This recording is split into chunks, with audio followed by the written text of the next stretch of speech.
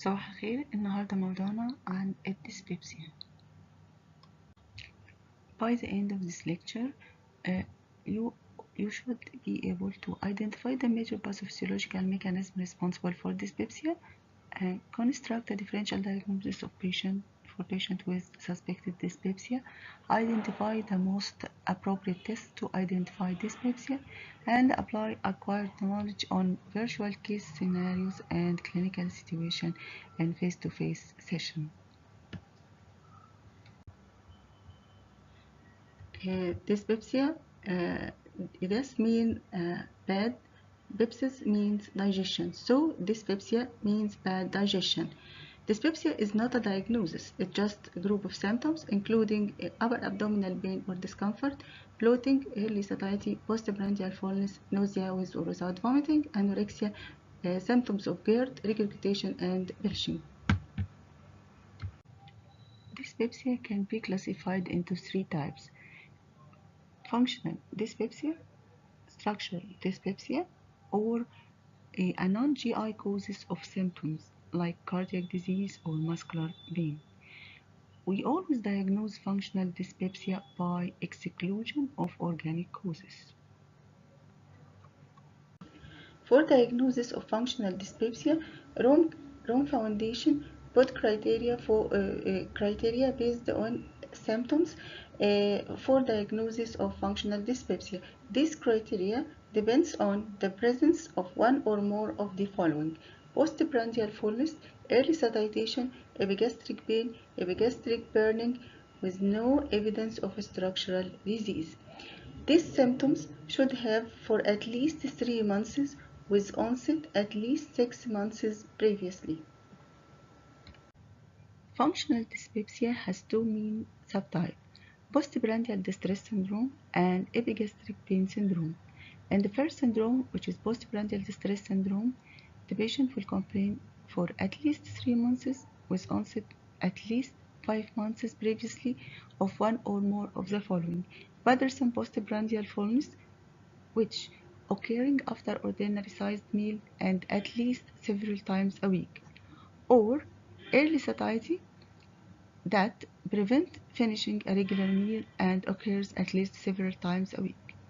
The other subtype, which is epigastric pain syndrome, the patient complained at least 3 months with onset at least 6 months previously with all of the following: pain and burning that is intermittent, localized to the epigastrium, of at least moderate severity at least once per week. Notice, this pain not generalized or localized to other abdominal or chest region, not relieved by defecation or flatulence, to be differentiated from the irritable bowel syndrome pain, which is relieved by defecation or flatulence. Again, this pain is not fulfilling the criteria for gallbladder or sphincter of Odd syndrome.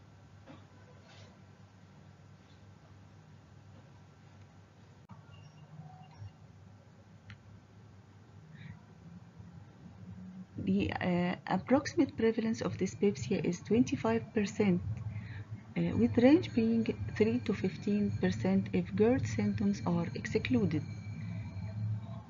You could imagine dyspeptic symptoms can account for up to 40 to 70% of the gastrointestinal complaint in a general gastroenterology practice. That is why we consider dyspepsia is an important subject, because it is a common subject or a common complaint. Pathogenesis of dyspepsia. The pathogenesis is unclear. Factors that play a role in causation include visceral hypersensitivity to mechanical stimuli, food hormones such as cholecystokinin, glucagon-like peptide, acid, intestinal secretion.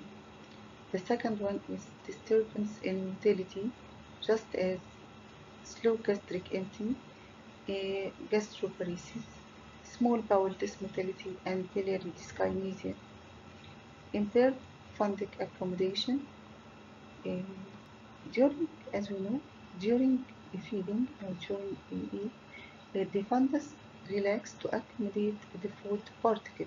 This accommodation is mediated by serotonin 5-HT1B and nitric oxide via vagal inhibitory neurons of the enteric nervous system. The accommodation reflex may be impaired in as many as 40% of patients with functional dyspepsia. Another factor is dietary factor. Dietary factor. Patient may frequently reporting being unable to tolerate a large food or large meal, and he is always tolerating only small quantities of food with high prevalence of snacking. Psychogenic factor is another distressing symptoms or another factors which share in the pathogenesis of dyspepsia. H. pylori infection, its role is controversial. Diagnosis of functional dyspepsia. Please, when taking history, focus on symptom characteristics, onset, chronicity. Try to interpret symptoms to identify possible etiologies such as GERD, gallstone, medication side effect, particularly non-steroidal anti-inflammatory, chronic pancreatitis, diabetic gastroparesis, or obstruction. The patient should be asked about comorbidity, surgical history, family history of upper gastrointestinal malignancy, alcohol intake, tobacco use, stressful life events.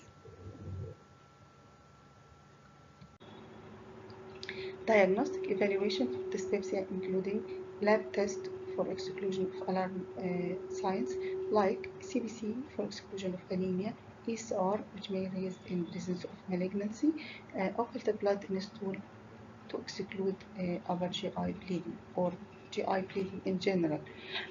Endoscopy, H. pylori testing. The simplest test for H. pylori is stool antigen, then urea press test. Other studies like ultrasound of the abdomen to evaluate the gallbladder for the presence of cholecystitis or gallstone, abdominal CT for exclusion of chronic pancreatitis, pancreatic cystic lesion, or abdominal tumor. How to diagnose a case of dyspepsia? Using a careful history and physical examination together with some screening laboratory tests. Okay, if we satisfied with our diagnosis, go on. If we not satisfied with our diagnosis, the American Gastroenterology Association and the American College of Gastroenterology suggest a strategic algorithm. Look with me to this algorithm. We have a patient with suspected dyspepsia using the ROM 3 criteria, or ROM 3 definition. This patient will be categorized according to two features: presence or absence of alarm features at any age, or the age of onset below 55 years old or above 55 years old. First, if no alarm feature is found, review medication, diet, management, medication, especially non-steroidal diet, manage appropriately. Means consider dietary advice, lifestyle modification, or stop offending drug like non-steroidal anti-inflammatory drug. If the condition resolved, reassure your patient. Okay, if not, move to the next step. The second point is age of the patient or age of onset of symptoms. If the age is below 55 years old, below uncomplicated dyspepsia without alarm features, consider dietary advice, lifestyle modification, empirical treatment. This lead to either the symptom resolved, then reassure the patient. If not resolved, refer. If not resolved, go to the second step. The second step here for patient at any age with alarm feature or patient age of onset of symptoms above 55 years old. Then we do upper GI endoscopy. If there is a structural disease like peptic ulcer or cancer, treat appropriately according to the finding. If not, normal if not in the presence of normal upper GI endoscopy or presence of mild gastritis, manage as functional dyspepsia, provide reassurance, encourage lifestyle modification, consider drug therapy. If resolved, then return to the first and reassure the patient. If not resolved, refer to gastroenterologist. Alarm symptoms and signs include if the patient has persistent right upper or right lower quadrant pain, if he has dysphagia, significant vomiting, gastrointestinal blood loss, family history of inflammatory bowel disease, unexplained fever, nocturnal diarrhea, perirectal disease, involuntary weight loss. This is by history, and if we find a pallor or signs of vitamin deficiency, cachexia, or we palpate mass in the abdomen, this is an alarming sign. Patient with dyspepsia should be scheduled for upper GI endoscopy if they demonstrate alarm feature or are older than 55 years of age and or coming from regions where stomach cancer is more prevalent like Japan, China, and Chile. Why? Endoscopic finding mostly in non-ulcer dyspeptic patient. This is an endoscopy, upper endoscopy. This is an ulcer. This is the picture of an ulcer. So most of the patient have no ulcer or cancer. The prevalence of esophagitis is only 5 to 18%. Gastric ulcer about 2 to 8%. Duodenal ulcer 4 to 13%. Non-ulcer dyspepsia is 65 to 85%. That is why we consider endoscopy for certain population only.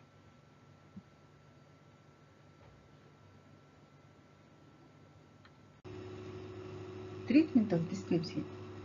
Allograsin for treatment of dyspepsia. If we have dyspepsia without GERD or non-steroidal anti-inflammatory medication, age less than 55 years old with no alarm feature, consider H. pylori testing. The optimal test for H. pylori is urea press test or stool antigen test. H. pylori testing positive, treat for H. pylori. If failed, do endoscopy. H. pylori testing negative, give PPI, proton pump inhibitor, for 4 to 6 weeks. If failed, do endoscopy. If the endoscopy is normal, consider antidepressant, hypnotherapy, behavioral therapy, and prokinetic agent. If failed, revise your diagnosis. The detailed medication will be discussed in the next few slides.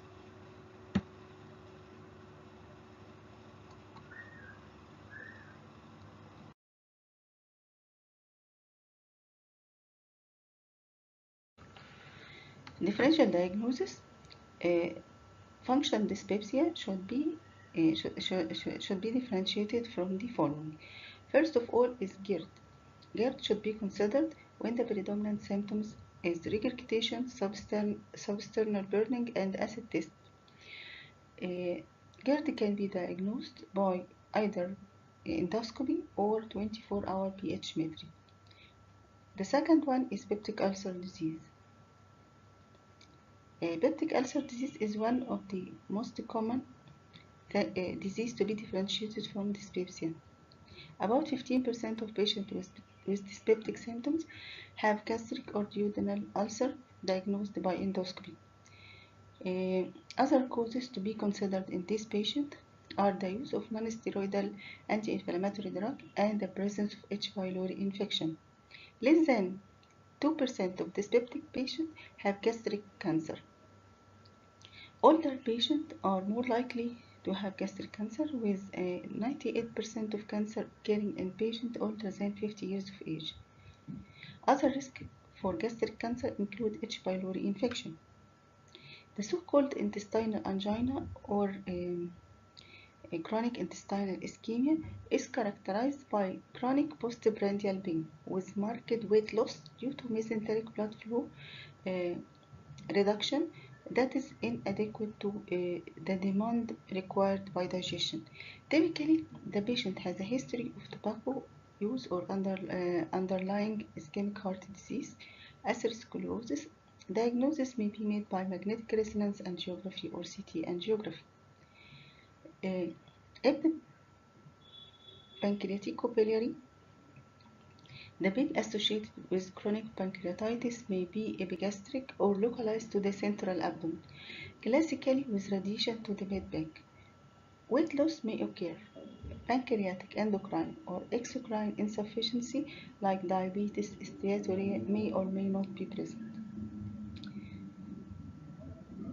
Upper gastrointestinal motility disorder also overlap with dyspepsia.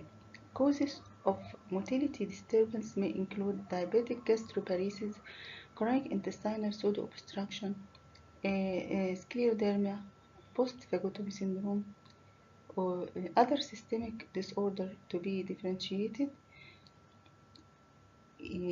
from dyspepsia, sharing the same symptoms like diabetes mellitus, coronary artery disease, thyroid disease, hyperparathyroidism, adrenal insufficiency, and collagen vascular disease. Uh, the last one is infection. Gastric infection other than H. pylori can cause dyspepsia. These include cytomegalovirus, tuberculosis, or fungal infection. Parasites to consider include Giardia, Lumbella, and Strongyloides sterculitis. Treatment.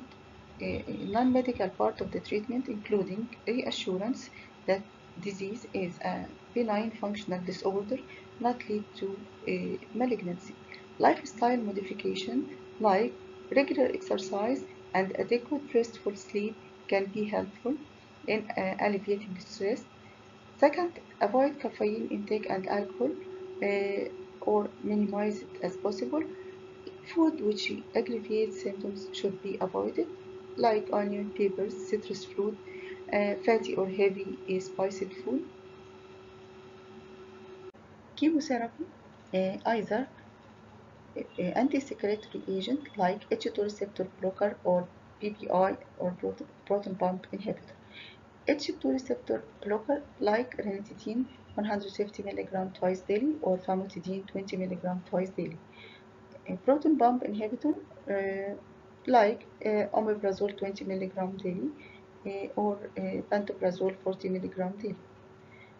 Pro-motility agents which enhance the gastric motility by accelerating peristalsis, by interacting with receptors for serotonin and acetylcholine, motilin, and dopamine, like motilium, garopride, domperidone. The third one is antidepressant and anxiolytic agent. Low-dose antidepressant or anxiolytic agent may help in alleviating the stress in some patients. Other drugs which may help in treatment of dyspepsia, antacid, bismuth, or sulfate. Other type of medication or therapy which may help in dyspepsia, psychological therapy. Psychological therapy include cognitive behavioral therapy, biofeedback, hypnotherapy, relaxation therapy, insight-oriented psychotherapy. This may help some people with excessive stressful condition and excessive anxiety. Another type of therapy is complementary and alternative medical therapy. العلاج بالأعشاب يعني like artichoke, ginseng, ginger, lemon balm, milk thistle, peppermint, turmeric. Therapy with this remedy It is not proved scientifically, but short-term use is likely safe. Course and prognosis. In general, significant number of patients with functional dyspepsia become asymptomatic or improve overall after 1 to several years. But patients with history of GERD treatment, prior history of peptic ulcer disease, use of aspirin, longer duration of history, more than 2 years, lower education, psychological vulnerability are associated with poor prognosis. Also, patients with H. pylori positive uh, is more liable to has progressive disease or longer duration of symptoms more than patients without H. pylori disease. Finally, you have to remember that dyspepsia is a common symptom having either an organic or a functional causes. Distinguishing between the two can be a challenge. Second, clinical features of functional dyspepsia, GERD, and gastrointestinal motility disorders overlap, making the diagnosis difficult. Most patients with functional dyspepsia have normal upper GI endoscopy finding. Endoscopy is indicated for patients with new onset symptoms who are more than 55 years old and have alarm features. Functional dyspepsia remains a diagnosis of exclusion. Also, remember to treat dyspepsia, avoid overeating, eat slowly and regularly, avoid food with high fat, limit spicy food, quit smoking, avoid drinking coffee, alcohol, and soft drinks, maintain a healthy weight, exercise regularly, practice relaxation technique. Before goodbye, please be ready with your questions in the next face-to-face session.